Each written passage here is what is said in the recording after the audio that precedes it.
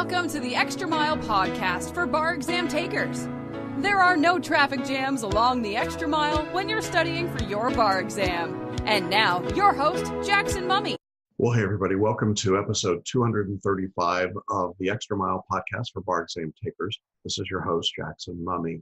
Glad to be with you. Hope things are going well. We're at about 25 to 30 days now until the bar exam of February 2019. So that means it's getting very, very real for many of you. Certainly recognize that and hope your studies are going well. If this is the first time with us on the podcast, we're glad to have you here. We come to you every week about this time to talk about all things related to the bar exam, and glad to have you here. We offer our podcasts in a couple of different formats. You can watch them on video by going to our website, celebrationbarreview.com/235. That's the episode number. If you prefer to listen to the podcast, you can do that on Apple, iTunes, or iHeartRadio, or Spotify, any number of places where podcasts are syndicated. And we have all of our episodes going back to episode number 000 on the website. You'll see the button at the top for podcasts. Just check that out. Show notes and all the episodes are there. And there's lots of great information. As we've gone through many, many exams, we've shared a lot of information about how to prepare and how to get ready. And so certainly want to encourage you to check all of that out. Now, in today's episode, I'm starting a three-part series that I call Bridges. Bridges Part 1, such an original name. And in Bridges Part 1, we're going to talk about the bridge that happens for bar takers moving from a position of despair into a position of hope. In later episodes, we're going to talk about the bridge from hope to belief, and then finally the bridge from belief to expectation. And it's my sense that bar takers have to move through these stages or these bridges in order to be successful on the exam. And so we want to break them down, look at them a little more carefully, and see what it takes to move from one to the next. We start today with this idea of despair, and that might be something that a lot of people are feeling, either because you've taken the exam and not been successful in the past, or maybe you're just feeling a certain sense of despair about an upcoming bar exam. And so we want to show you what that despair can look like, how you can recognize it, and then how to move from that position to a position of hope. And I think you'll find it helpful and interesting and certainly enlightening no matter where you are in the process. So I hope you'll stick around for that. Before we begin that message, I do want to let you know that this episode is being brought to you by our special free training. It's a webinar program called Do Something Different, Make the Next Bar Exam Your Last Bar Exam. We're going to be offering this training live on Thursday, February 7th at 7 p.m. Eastern. That's 4 o'clock Pacific time. We'll be looking at the 4 steps that bar takers have to follow in order to pass the exam. There's lots of case studies and testimonials from students as to what they did and how they did it. We'll show you step by step what you need to do. It's incredibly valuable training. We've had thousands of people go through it, and it's completely free, but you do need to register in advance. And you can do that in one of a couple of different ways. You can go down to the show notes on the episode today, and you'll see the button to sign up, or you can go to celebrationbarreview.com/webinar and register there. Now, if Thursday at 7 p.m. doesn't work for you, we do have a special on-demand daily version of the same material. You can click on that and get registered and watch. The only difference is that in the live version on February 7th, I'll be doing a Q&A at the end of the session. That's always a lot of fun and interesting.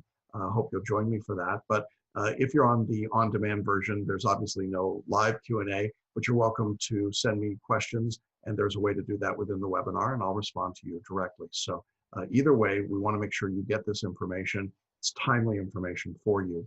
If you're taking the bar exam in July 2019, this is the time for you to be going through this webinar to begin to set the goals and the steps that you need to follow in order to pass the exam.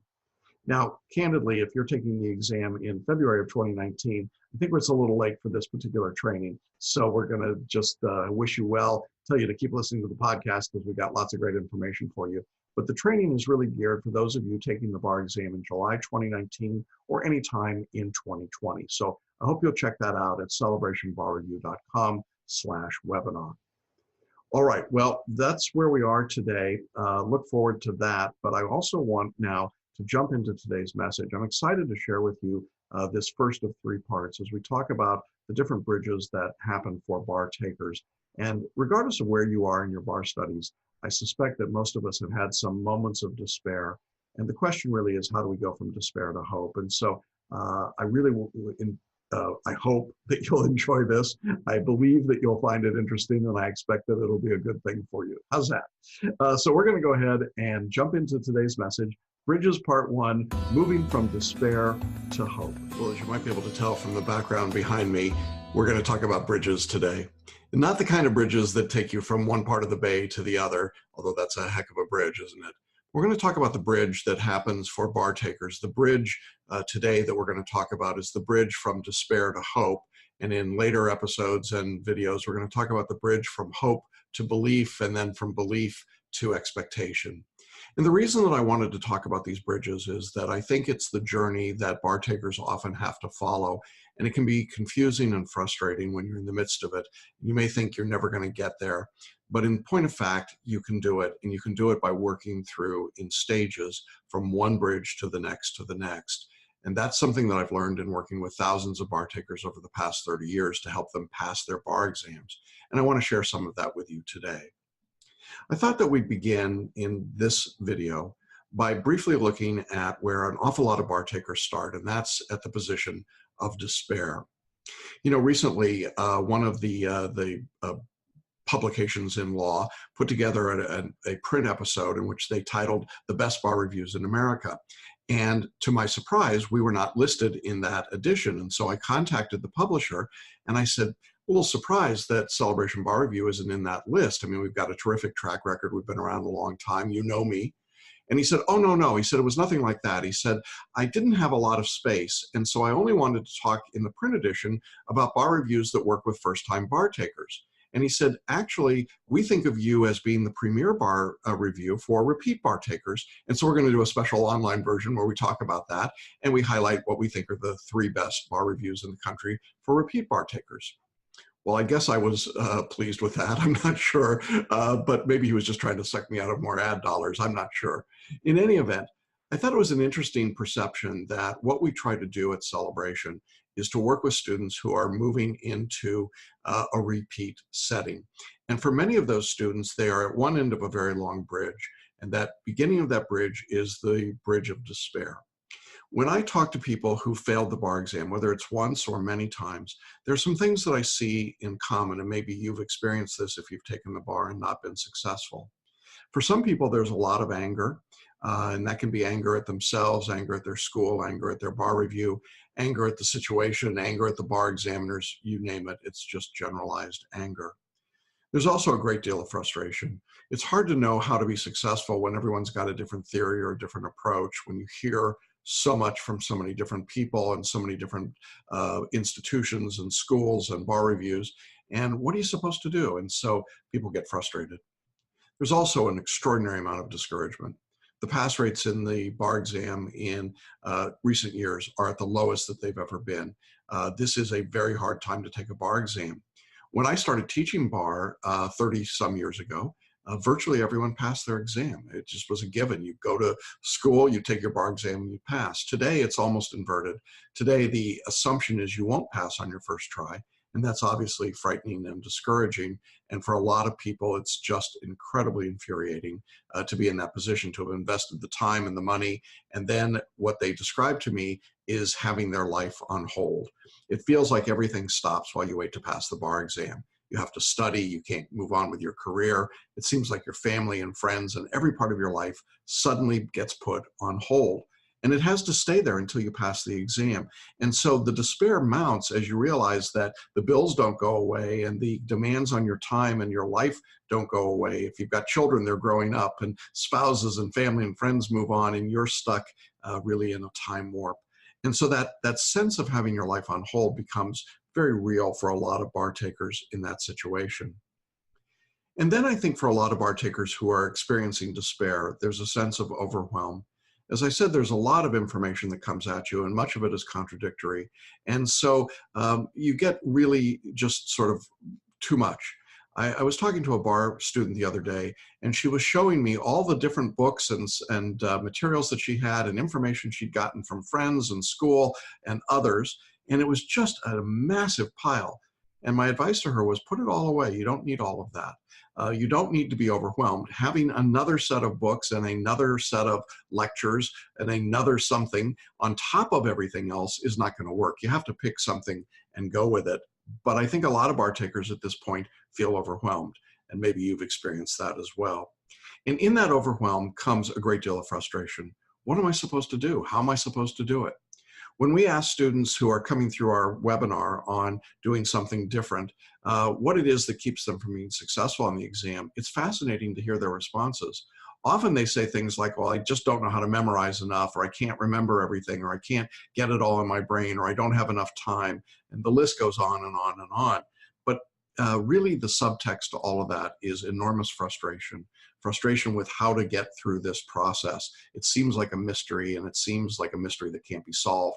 And as a result, the sense of a lack of control that I think people feel in their lives at that point is huge. And so that frustration, I think, is something that you've really got to be aware of and recognize that it's there and it's quite real. I also hear students who are in this situation feeling despair, talking about the amount of their investment. They've obviously invested a lot of money in law school, in their careers, certainly invested money in bar review courses or tutors or mentors, but they've also invested time. Months and months, years and years. They've given up holidays and weekends and special events. They've literally had to invest in relationships and lost relationships as they moved along. And with all of that investment, there's also the investment of ego. They've put not only their time and their money, but their self-worth on the line. You know, nobody likes to be evaluated. Nobody likes to be judged. And you go to a test and you find out that you failed, and you keep finding out you failed. It's hard to not believe after a while that you're a failure, isn't it? And so the result of all of this is that we get this hardening of the attitudes. You know, what begins to happen is that when there's no change in results, when you keep going back and hitting the same wall over and over and over again, you just come to expect that that's what's going to happen. And the result for many people is not just frustrating, it's just maddening to them. And so they become like my friend here, the hamster in the wheel. They just keep doing the same thing over and over again, expecting a different result, but knowing that it's not likely that it's going to happen. And because of that, the frustration level becomes greater and greater. And yet there's no change in results. They go in, they take the exam, they fail it. They go in, they take the exam, and they fail it, and so on. And so we find ourselves literally in a pit of despair. And how do you get out of that? What do you do? Well, we're going to show you how to do that in a minute, but I want to further describe this position of despair because I think it's important to recognize, if you're feeling it, that you're not alone. And I think the more I can describe it, the more you may recognize that if I can describe it, it may be something that's not unique just to you. I think that there's language, habits, and evidence that show us each of these stages along the way as we go from despair to hope, to belief, and then finally to expectation.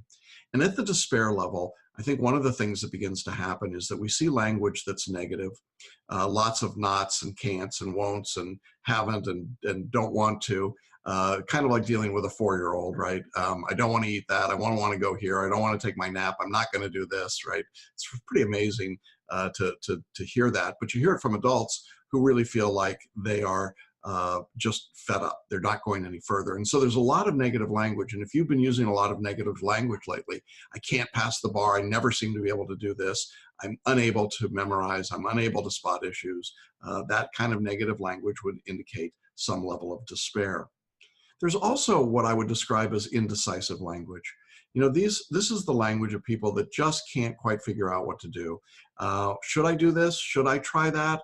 Lots of questioning, but not much in the way of answers. And the net result of that indecisive language is sort of wandering around trying to plaintively look for some help, but not knowing where to find it. And so the language becomes very indecisive, very unsure.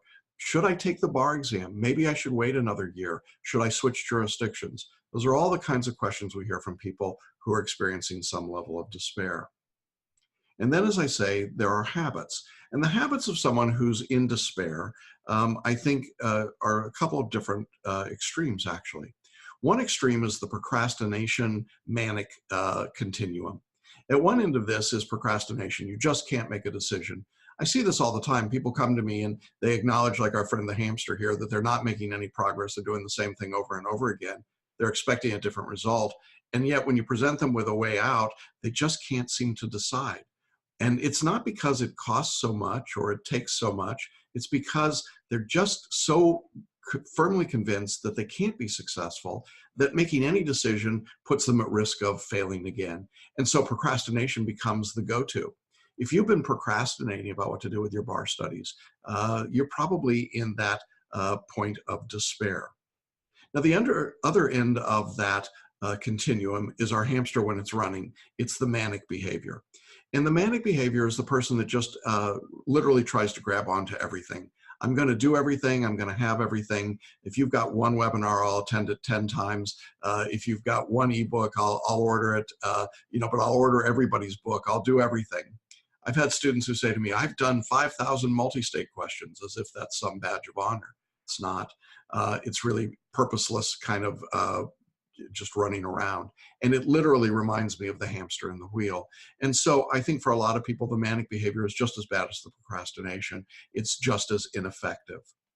And then somewhere maybe in the middle between those two is what I would call obstructive behavior. These are the people that basically, or metaphorically, or even literally, cross their arms and say, I'm not going to do anything. You can't make me. Well, of course we can't make you. All we can do is suggest. All we can do is advise and help. But there are people who are so angry because they're in this point of despair that they literally believe everyone is out to get them. And these are the folks that come to us as a bar review, assuming the worst, assuming that we're going to cheat them or trick them, or that in some way we're bad or dishonest or mean. None of those things are true. Certainly after 30 years and thousands of students, our reputation is pretty well set. But the reality is that for people who believe that everyone is out to get them, then they don't trust their law school, they don't trust the bar examiners, they don't trust the bar review, they don't trust anybody or anything. And frankly, these are people that are pretty tough to live with. Maybe you've been that person for a while. Maybe you've noticed that other people avoid you. They don't want to be around you, that you've taken on so much negativity in your life that everything is wrong, everything is bad. And if that's been happening, I think that's a sign of despair, and you should be aware of it. And then lastly, we have the evidence of despair. I think the most common evidence of despair is simply the person that keeps doing the same thing, expecting a different result, and then they get the bad results. The people that take the exam and fail, and take the exam and fail, and take the exam and fail, and nothing really changes in the way they study. They take the same approach, they use the same techniques, they do the same thing in the same time period. How in the world would you expect to get a different result if you're doing the same thing over and over again? The bar examiners are actually quite proud of the fact that they have consistent outputs for consistent inputs. That's what they call it. If you study the same way and you approach the exam the same way, the bar examiners believe you should get the same result time after time after time. That's not because they're being mean or vicious or evil. It's just a reality of good standardized testing. You want tests to produce predictable results for predictable inputs. And yet bar takers don't seem to realize this. I've had people that come to me and say, well, I failed by 3 points or 4 points or 5 points. And I say, what are you going to do differently? And they say, well, nothing. I'm just going to study harder. Studying harder doesn't change that result. They'll still pass, or they'll still fail by 2 or 3 or 4 or 5 points. The exam is designed to return the same result. And so if you want something different, you've got to do something different. And that's really hard for people to do. But the evidence flies in the face of that belief that somehow miraculously it'll change. It doesn't. If anything, the evidence right now points towards lower pass rates. Repeat bar takers have a pass rate in some jurisdictions as low as 10 to 15%. That's right, you heard that right, 10 to 15%. And the more times you take the bar, the lower the percentage rate of passing is going to be. And so if you're in that circumstance, you simply don't have the luxury of just doing the same old thing over and over and over again. And so you are literally at that point in the hamster cage, running on the wheel and in despair. So how do you get out of that? How do you get from that horrible feeling to the beginning of a new day? I live in a really beautiful place. This is a picture behind me of a lake behind our home. And I really love the fact that as the sun comes up over the trees, we have the opportunity to start each day with some degree of hope. And I think that for bar takers, finding that bridge or that path to hope becomes critically important. So a couple of things that I think start you on that road. The first is to be aware of the stories of others. We realized a few years ago that one of the most powerful things we could do to help other people was to get our passing successful students on video talking about their own experience. It wasn't about what we did to help them, it was about what they did. It was about their journey and their path. And the stories are incredibly powerful, and we've got them on our website, and we'll put a link in it, a link to those here. But the beautiful part of those stories is that they're all unique and individual. And yet at the same time, they've got some common factors. They're people who were struggling, were challenged by the bar exam in lots of different ways and found ways to overcome it. They found ways to find the bridge to hope, and then ultimately to belief, and then on to expectation. And it's great to see their stories. If you've been feeling some degree of despair about your bar study, one of the best things you can do is watch some of those videos. It doesn't really matter which one. I think right now, as I'm recording this, we've got over 75 of those videos on our site, and they're all kinds of people from all different jurisdictions, all walks of life, all kinds of experiences. So pick one or two and watch them, or just sample a few of them, and I think you'll be amazed with what you can hear from others. And those stories can act as a bridge to hope for you. Now, in addition to the stories of others, I think that one of the things you have to do is to decide and make a conscious decision to open yourself up to new approaches. How can you do things differently? What is out there that might assist you in being more successful on the exam? One of the things that's most surprising to me is how rigid we are, that we learn things in school, and then we believe that's the only way that you can learn. But the truth is that learning is an ongoing effort in life, and learning should be something that translates and transforms itself and becomes dynamic rather than static. And so our approach to bar review is to create new ways to learn, to help people with new approaches. One of the other things that I think a bar review needs to do is to analyze the layout of the test, the layout of the land. You know, the test is not testing the same things today that it used to test. The bar exam doesn't test memorization. It doesn't test issue spotting. It doesn't test the recitation of elements and rules. Why? Because those things aren't necessary for the practice of law anymore. The practice of law requires judgment and discernment. It requires the ability to take the law that's readily available and easily accessible and apply it to the problems of your clients. And that skill is what the bar examiners have been testing now for many years. But the truth is, law schools and big box bar reviews have never adapted to that.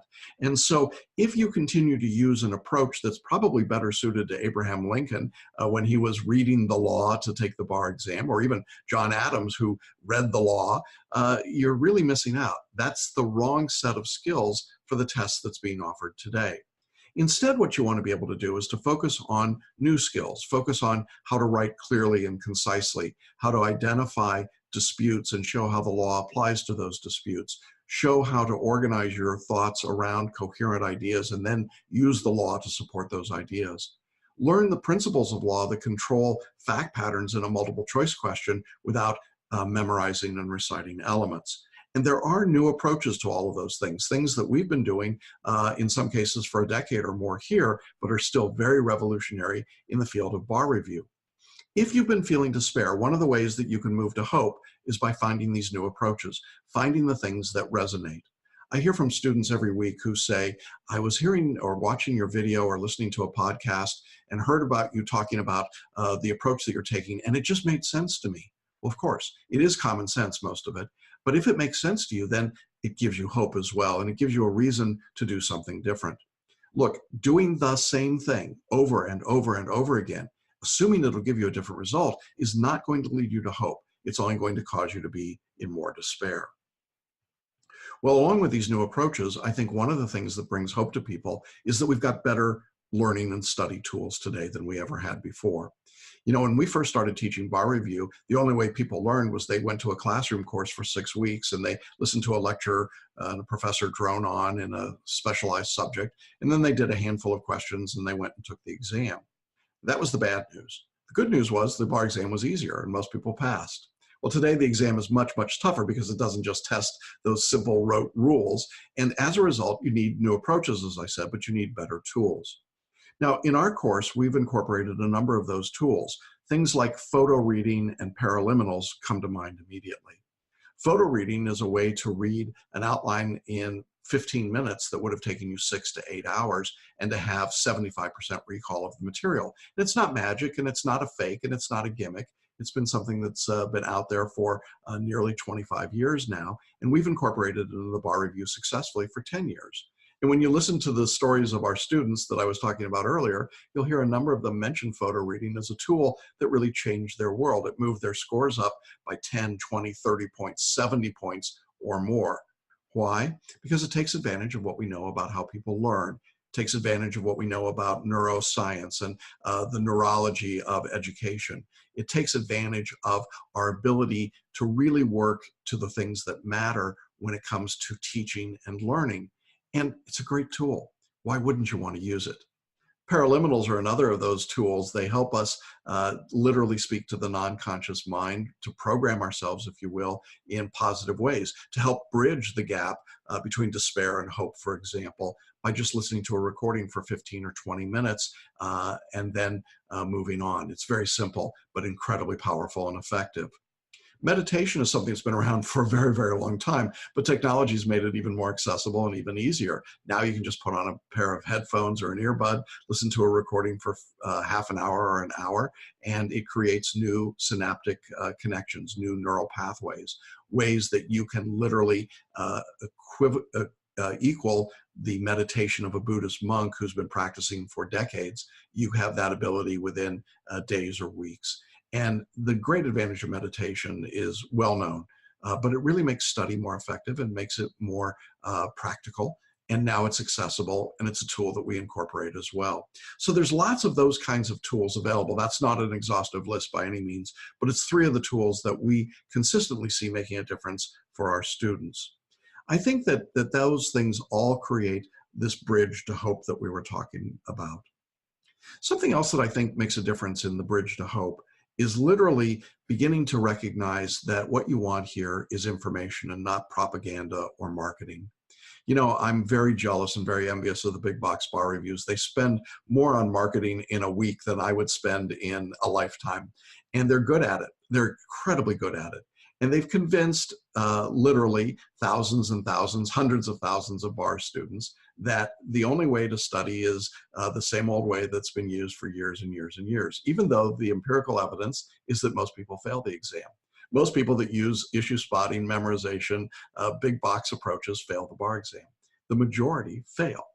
And yet those big box companies continue to go out and spend a fortune on swag and gifts and marketing and convince the students in school that the only way to pass the bar is to take this course that doesn't work. Now, it's interesting to me to go back to the story of the publisher. I don't know why we're not one of the best bar reviews for first-time takers. I suppose it's because I don't try to advertise to first-time takers. But I'll tell you that when I've got a first-time taker, they pass.